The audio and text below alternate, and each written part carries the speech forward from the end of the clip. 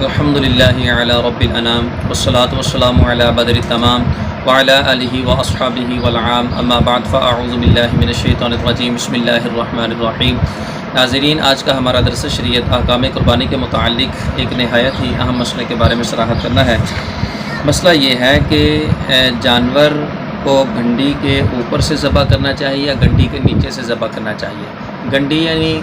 گلے کے اندر جو ابری ہوئی ہڈی ہوتی ہے اس سے اوپر ذبح ہونا چاہیے یا اس سے نیچے ذبح کرنا چاہیے۔ تو اس حوالے سے شریعت مطہرہ کے اندر دو چیزیں ہیں جن کا لحاظ رکھنا ضروری ہے۔ ایک تو یہ ہے کہ جو ذبح کا عمل ہے یہ محل ذبح میں ہو، دوسرا یہ ہے کہ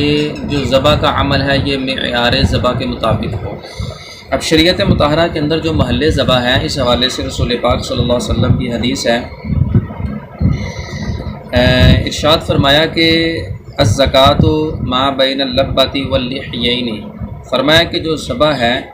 یہ لبہ اور دو جبڑوں کے درمیان ہے، یعنی سینے کے بالائی حصے سے جہاں سے گردن کی شروعات ہوتی ہے، گردن کا ابتدائی حصہ اور گردن کا منتہا حصہ جبڑے تک،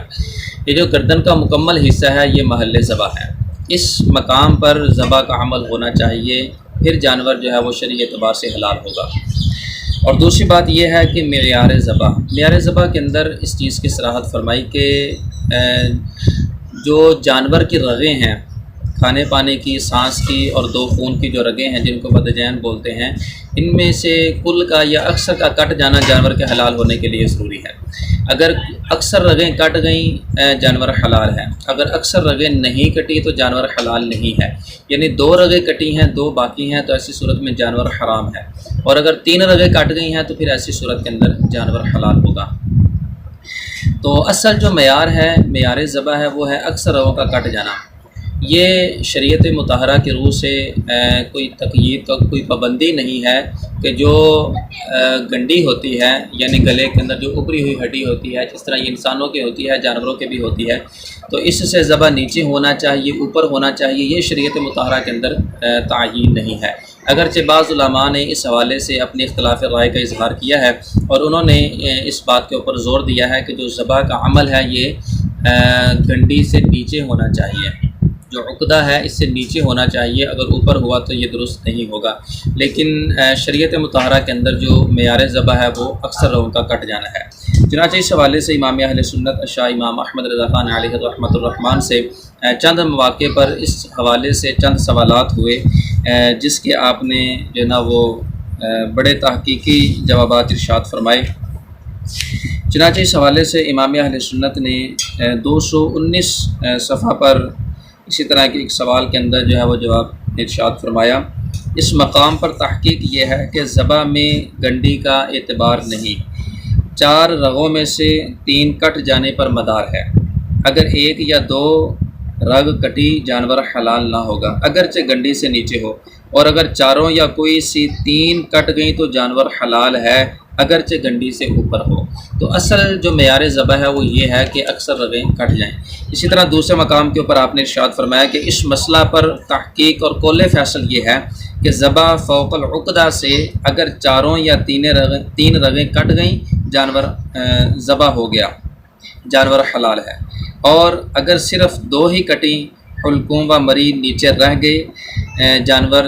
ذبح نہ ہوا اور وہ جانور مردار ہے۔ فرمایا یہ بات دیکھنے سے معلوم ہو سکتی ہے، خود پہچان نہ ہو تو پہچان والوں کے بیان سے معلوم ہو سکتی ہے۔ تو اس تحقیق کے مطابق یہ بات بالکل کلیئر ہے کہ اصل جو معیار ذبح ہے اس کو دیکھنا شرعی اعتبار سے ضروری ہے۔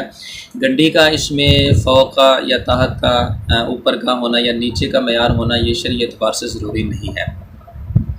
لیکن اگر ہم خارجی اعتبار سے دیکھتے ہیں کہ حقیقت کے ساتھ کون سی صورت زیادہ جو ہے وہ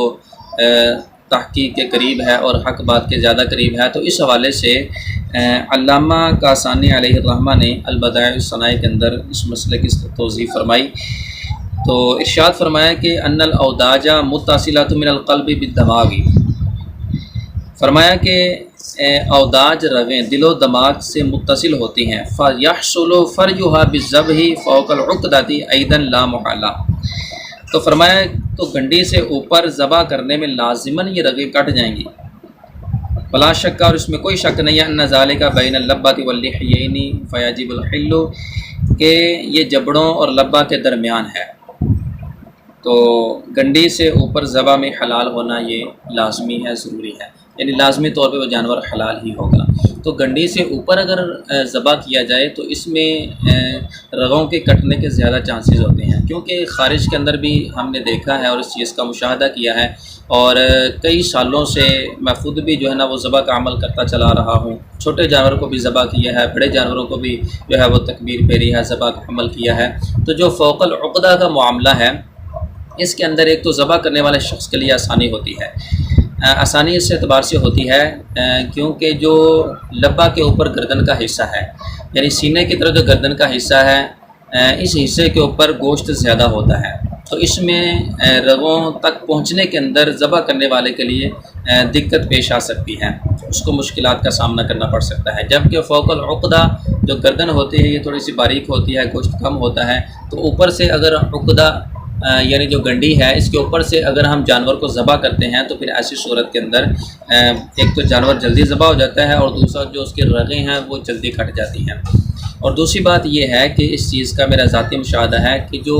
بالخصوص سانس کی نالی ہوتی ہے وہ پیچھے کی طرف ہوتی ہے، اس تک پہنچنا تھوڑا سا دشوار ہوتا ہے عام ذابح کے لیے، تو اگر فوق العقدہ ہم جانور کو ذبح کریں گے تو بآسانی ہم سانس کی نالی تک پہنچ سکتے ہیں۔ اور یہ میں نے آپ سے عرض کیا کہ یہ میرا چند سال کا بلکہ کئی سال کا یہ مشاہدہ ہے کہ جانور ذبح کرتے ہوئے عرصہ گزر چکا، تو اس میں جو ہے نا وہ آسانی ہوتی ہے ذبح کرنے والے کے لیے، تو اس لیے جو ہے وہ بہتر یہ ہے کہ جانور کو جو گنڈی ہے اس کے اوپر سے ذبح کیا جائے، کیونکہ ذبح کرنے والے کے لیے بھی آسانی ہے، اور اس میں رگوں کا جلدی کٹ جانا یہ بھی جو ہے وہ متحقق ہو جاتا ہے۔ اور علامہ کاسانی کی تحقیق کے مطابق جو فوق العقدہ کا معاملہ ہے اس میں جو دو رگیں ہیں بدجین، ان کا کاٹنا تو یقینی ہے کہ بالخصوص یہ بآسانی کٹ جاتی ہیں۔ اسی طرح امام اہل سنت الشاہ امام احمد رضا خان علیہ الرحمۃ الرحمن نے فتاوی رضیہ شریف 223 صفحہ کے اوپر اپنا ایک مشاہدہ بھی بیان کیا ہے، اور آپ نے ارشاد فرمایا کہ ایک بار اس فقیر نے، یعنی اپنی طرف اشارہ کیا، فرمایا ایک بار فقیر نے بطور امتحان مشاہدہ کیا تو فوق العقدہ سے بھی، یعنی گھنڈی کے اوپر سے بھی تمام رگیں کٹی ہوئی تھیں، تو اس حوالے سے جو ہے نا وہ ذبح کرنے والے کے لیے اس میں زیادہ آسانی بھی ہے۔ اور اگر اس میں خارجی اعتبار سے ہم دیکھتے ہیں، غور کرتے ہیں، تو اگر ہم گلے کے ابتدائی حصے سے جانور کو ذبح کرتے ہیں تو ظاہر سی بات ہے ابتدائی حصے میں اور اوپر کا جو گلے کا اوپر کا حصہ ہے اس میں کھال کا ایک مقدار ہوتی ہے کہ جو تقریباً جو ہے وہ ضائع ہو جاتی ہے۔ جو کسائی لوگ ہوتے ہیں، کھال کا ریٹ لگانے والے کمپنیز ہوتی ہیں، لوگ ہوتے ہیں، وہ پھر اس کھال کا ریٹ کم لگاتے ہیں۔ اگر فوق العقدہ جو ہے وہ اگر ہم جانور کو ذبح کرتے ہیں تو اس میں کھال کا ریٹ زیادہ لگتا ہے، کیونکہ زیادہ کھال جو ہے وہ پھر بڑی کھال کے ساتھ متصل ہوتی ہے۔